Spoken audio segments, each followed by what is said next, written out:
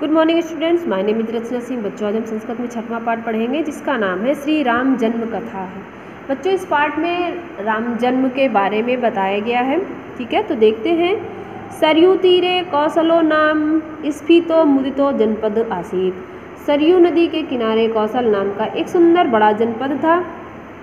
तस्मिन स्वयंभू मनुना अयोध्या नाम नगरी निर्मिता, अर्थात उसे स्वयंभू नाम के मुनि ने बनाया था, अर्थात उस नगरी को स्वयंभू नाम के मुनि ने बनाया था। तत्र दशरथ राम राजा निवसति, इसमें वहाँ दशरथ नाम के राजा निवास करते थे।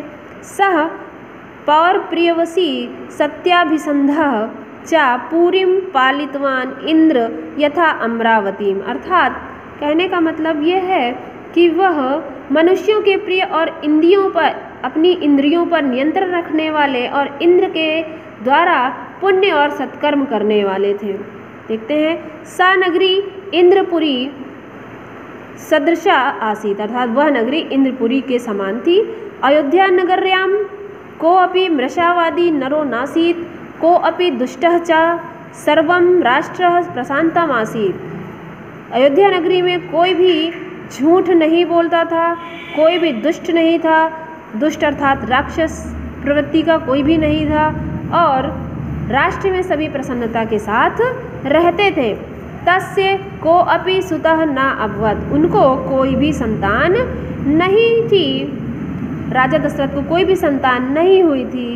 तो ततो चिंतमयास अश्वमेघन यज्ञामि इति, अर्थात वह इस चिंता में अश्वमेघ यज्ञ के बारे में सोचते हैं, उनको पता चलता है के बारे में सोचते हैं। ठीक है, आगे देखते हैं। तदा धर्मात्मा पुरोहितान अमानयत तान पूजयित्वाय च सलक्षणम वाचनम राजा दशरथ अब्रवीत अहम सुतार्थम लाल प्यमान सुखी न अस्मि, अर्थात उन्होंने अश्वमेघ यज्ञ के लिए धर्मात्मा और पुरोहितों को आमंत्रित किया और उन्हें पुत्र प्राप्ति के लिए राजा दशरथ ने इस पूजा को कराने का अश्वमेघ यज्ञ की पूजा करने का आग्रह किया कि वो पुत्र न होने से सुखी नहीं है,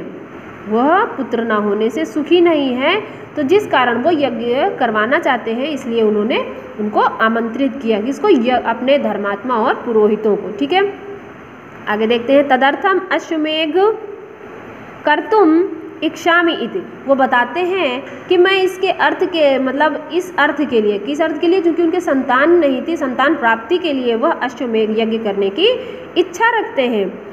अनुज्ञातश्च पुरोहितः सह यज्ञ मारंभत, अर्थात उनकी अनुज्ञा, उनकी आज्ञा पाकर वो जो है पुरोहित क्या करते हैं? यज्ञ को प्रारंभ करते हैं। तो आगे देखते हैं। तत्पावकाद अद्भुत भूतम प्रादुर्भूत, तब यज्ञ की जब जो है जो पुरोहित होते हैं वो यज्ञ प्रारंभ करते हैं, तो जब यज्ञ की अग्नि जो है प्रज्वलित होती है, तब आगे क्या होता है देखते हैं। दिनकरः सदृशः प्रदीप्तम सह भूतम पायसपूर्ण पात्री धार्यन्न पावकः राजा अब्रवीत, अर्थात यज्ञ की अग्नि प्रज्वलित होने के साथ ही जब प्रज्वलित होती है तो जो सूर्य भगवान होते हैं वो उनके सामने खीर का कटोरा हाथ में लिए हुए प्रकट होते हैं राजा के सामने और राजा से बोलते हैं। राजा अब्रवीत अर्थात राजा से बोलते हैं, हे राजम इदम देवेभ्यः प्राप्तम, यह देवों के द्वारा प्राप्त है। तदिदम देव निमित्तम प्रजार्थम पायसम ग्रहण भार्याभ्य प्रत्यच्छ च तासु प्राप्स्यसि पुत्रान इति, अर्थात यह देवों के द्वारा निर्मित खीर है, इसको ग्रहण करो और अपनी पत्नियों को यह प्रसाद के रूप में दो। तासु प्राप्स्यसि पुत्रान इति, अर्थात इससे क्या है? आपको पुत्र की प्राप्ति होगी। आगे देखते हैं। तथेति अभिवाद्य नृपति प्रति संपूर्ण पात्रं गृहीत्वा अंतःपुरे प्रविश्य कौसल्यामुवाच। अर्थात तब राजा भगवान को प्रणाम करके उस पात्र को ग्रहण करके अंतःपुर में प्रवेश करते हैं और सभी रानियों को बुलाकर बोलते हैं, क्या बोलते हैं, पात्रियम पायस ग्रहण, अर्थात इस खीर के कटोरे को ग्रहण करो। कैसे, क्या करना है इसमें, आगे देखते हैं।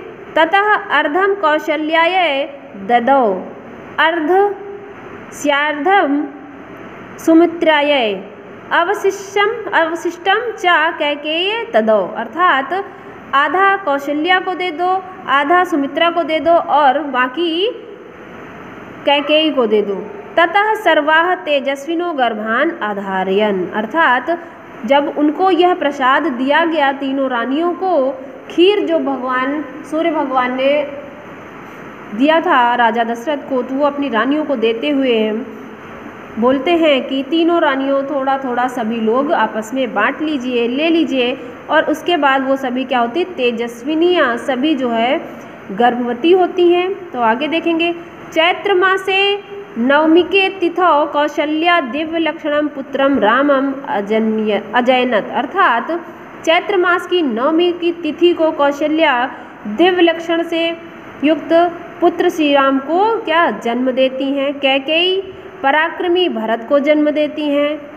कैकेय्या पराक्रमो भरतः जये, अर्थात कैकेयी पराक्रमी भरत को जन्म देती हैं।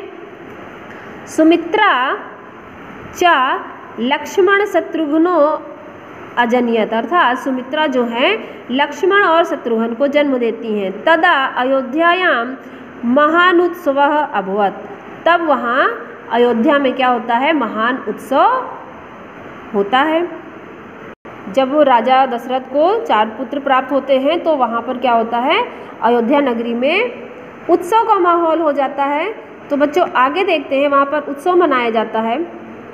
बाल्यात् प्रभृति रामस्य लक्ष्मणः प्रियः सुसिग्निधश्च अभवत्। सुसिग्निधश्च अर्थात होता है मित्र। तो देखते हैं, बाल्यकाल से ही राम लक्ष्मण के प्रिय और स्नेही थे, मित्र के समान थे।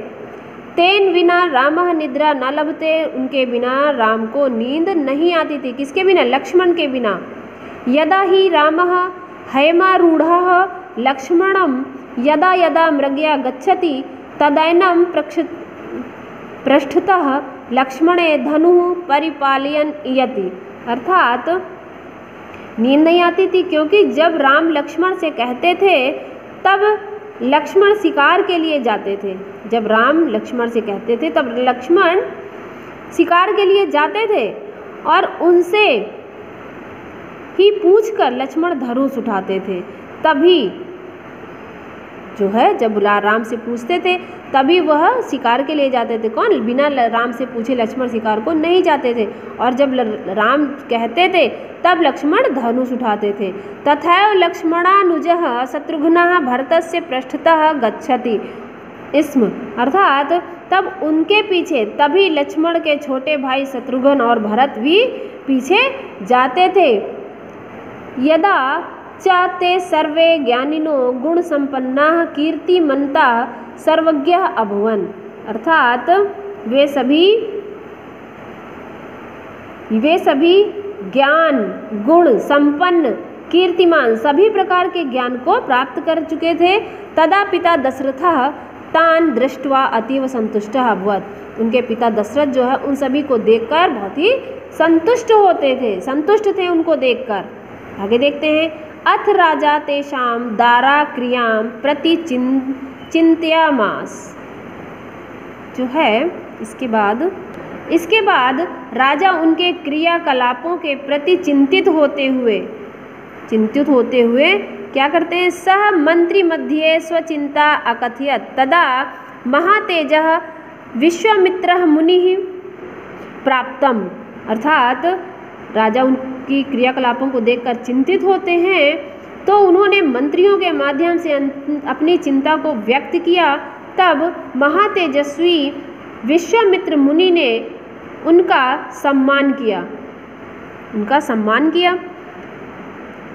तम पूजयित्वा राजोवाच अनुग्रहितो अस्मि। अर्थात राजा ने उनका सम्मान किया और उन्होंने सम्मान किया। राजा ने विश्वामित्र जी से कहा कि मैं धन्य हो गया, मैं धन्य हो गया। वृद्धिमिच्छामि इदम शिवायम माम को अपि कष्टम न वर्तते। अर्थात वो क्या करते हैं कि विश्वामित्र का सम्मान करते हैं और विश्वामित्र ने कहा कि मैं धन्य हो गया और राजा ने कहा कि किसी प्रकार का कष्ट नहीं है। राजा ने कहा कि किसी प्रकार का कष्ट नहीं है, अब मुझे किसी प्रकार का कष्ट नहीं है। ये राजा कहते हैं किससे? जो विश्वामित्र जी को बुलाया जाता है। स्वपूर्णम, जब राजा ने कहा कि मुझे अब किसी प्रकार का कष्ट नहीं है, तो स्वपूर्णम कार्यम पूर्णम कृतः इति मम भावनेन अस्ति। तो मुनि कहते हैं कि मैं इच्छित हूँ, मैं खुश हूँ कि मेरे सभी कार्य पूर्ण हो। इति श्रुत्वा विश्वामित्रः उवाच। यह सुनकर विश्वामित्र बोलते हैं कि हे राजन, राजश्रेष्ठ अर्थात हे राजन, व्रतोस्थो अस्मि। बोलते हैं राजन, हे राजन, मैं तपस्वी हूँ। तम व्रतम पूर्ण करणे मारीच सुबाहु नाम द्वे राक्षसो विघ्नम अकुरुताम। अर्थात राजा खुश थे अपने पुत्रों के साथ, तो और कहते हैं कि मैं चाहता हूँ, मैं खुश हूँ कि मेरे सभी कार्य पूर्ण हो। और मुनि कहते हैं कि हाँ, मेरे भी सभी कार्य पूर्ण हो, इसलिए मैं चाहता हूँ कि मेरी तपस्या में जो विघ्न उत्पन्न कर रहे हैं मुनि विश्वामित्र जो है, ऋषि विश्वामित्र जो थे, वो तपस्या करते होते हैं, तो उनकी तपस्या को भंग करते हैं कौन? मारीच और सुबाहु नाम के दो राक्षस। तो उनकी जो साधना में विघ्न पड़ता है। तस्याद व्रत संपादर्थम भवत ज्येष्ठः पुत्र रामः ये सहायो भवतु इति। मतलब तब मुनि कहते हैं कि वो दोनों राक्षस मेरे उसमें जो है बाधा डालते हैं, मेरी पूजा में, मेरे साधना में बाधा उत्पन्न कर रहे हैं, इसलिए तपस्या को पूर्ण करने हेतु मैं आपके बड़े पुत्र राम को मेरे सहयोग के लिए ले जाना चाहता हूँ या मेरे साथ जाना होगा। ठीक है बच्चों, इस पार्ट का नेक्स्ट आपको वर्ड मीनिंग, क्वेश्चन आंसर सभी चीज़ें सेंड कर दी जाएंगी। अगर आपको कोई भी प्रॉब्लम होती है तो आप हमें ग्रुप में कांटेक्ट कर सकते हैं। Okay, thank you.